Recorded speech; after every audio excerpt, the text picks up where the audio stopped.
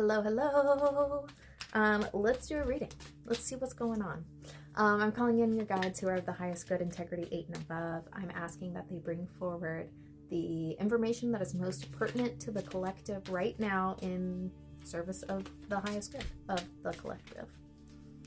Woohoo! That's a whole lot of them. It's way too many. But the one that's showing first is the 9 of Swords. And that can indicate emotional turmoil, but also a sense of perseverance. And then I get 2 of Swords. So this is telling me that there's a little bit of like angst or strife around a particular decision. And this almost feels like a decision in how to show up in the world. It's almost like, how do I want to be perceived? And then half of my cards are interesting. I get the Strength, and then I get Lovers. So I'm going to take them. I don't know why those are all reversed and backwards. Hold on. These are all crazy. These are crazy. Let's see what's going on. All right, the Lovers with the Strength. Okay, there's divine union happening. There's divine union happening on physical levels, and I'm sure most of you are sick of hearing that your partner's on the way, but they are. I'm sorry. And Strength is just this idea of persevering. And in regards to how to show up in the world, the Strength card shows us that we really want to show up in our vulnerability, in being seen as who we truly authentically are. And through our authentic expression, that is when we are most protected by the divine. And I know that's counterintuitive to what society has taught us to, we're not supposed to show up authentically. We're supposed to show up as cogs in the machine and bear our weight and all of these things. And intuitively what I'm getting is that it's time to kind of like drop the burden of societal expectations. And I say that with compassion, understanding that for many of us, that puts us in a certain type of risk. Because if we're not showing up, then value all of these things. So your ego is really like rewiring these constructs. And it feels like you've done a baseline of this work for a long time already. And now it's kind of like those final threads.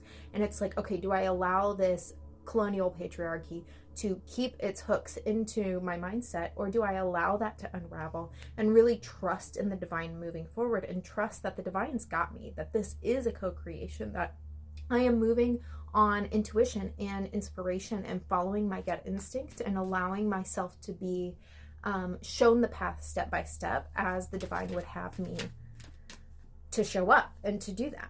Speaking of, I've posted 2 videos from the Dark Goddesses on my YouTube.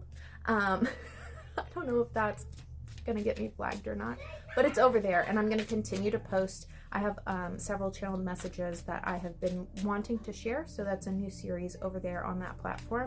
Go check it out if you feel called.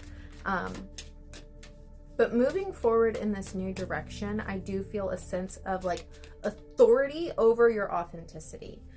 Is kind of the vibe that I'm getting. And this comes from a very heart-centered, soul-led place. So we're not necessarily talking about ego. Honestly, your ego is the one that wants to hang on to the patriarchal ideas that have allowed you to succeed or get by in the current society. But that society is falling away. And in this, we are being reborn and reconstructing a new way of being and operating. This fell down and I didn't flip it over yet, and it's death. We are literally being reborn and creating a new way of operating. Allow that old patriarchal mindset to be destroyed. Allow it to fall away. Allow that. It feels like in this, I'm really drawn to like the spine and the bones. And this feels like a very physical level reconstruction. So you may be even feeling like lower back pain and significance with in between the sacral and root chakra there. That is actually the seat of the Kundalini. Like the Kundalini is not in the root or in the sacral. It is actually right in between. And some suggest that there is actually like the chakra system, but behind that, like with the spine, is actually the channel for the Kundalini, and that's something that's been really relevant for me, so perhaps that's relevant for you too. But this feels like a DNA restructuring. And then I get the King of Coins. Okay. Sorry, lots coming in. The spirit guides that are showing up for you today are really wanting you to understand that this societal and system collapse that you are witnessing does not necessarily apply to you, because you are being reborn as a spiritual leader, as within a new context. And so while your context that you're seeing in your reality right now does not quite suit what you are becoming, you must become it before it can suit. Does that make sense? And they want you to know that you're absolutely going to be supported and that there is nothing for you to fear, because the divine's got you. You have divine abundance. You don't necessarily need to worry about this earthly 3D green paper, because, and I know you do, I know, but from a divine soulful level, your higher self has got you. So now is the time to really kind of like sit with these creative pursuits or these passionate pursuits that perhaps you've been putting on hold, and set aside a structure or a system that will allow you to give the time that you need to those. So if it's writing a book, perhaps you dedicate 2 hours a week. That doesn't seem like a lot, but like you set a timer for 30 minutes at the end of the night and you just write whatever comes out. And then maybe you feel inspired to write for another 30 minutes. And sometimes it's like, cool, I've met my quota, I'm going to bed. Take that as it resonates. I also get the moon, Ace of Coins, further signifying that you are going to be supported. And then I get 8 of Cups in reverse, which is interesting because for me personally, it's been coming up in the upright. So moon and Ace of Coins is really bringing into me like this...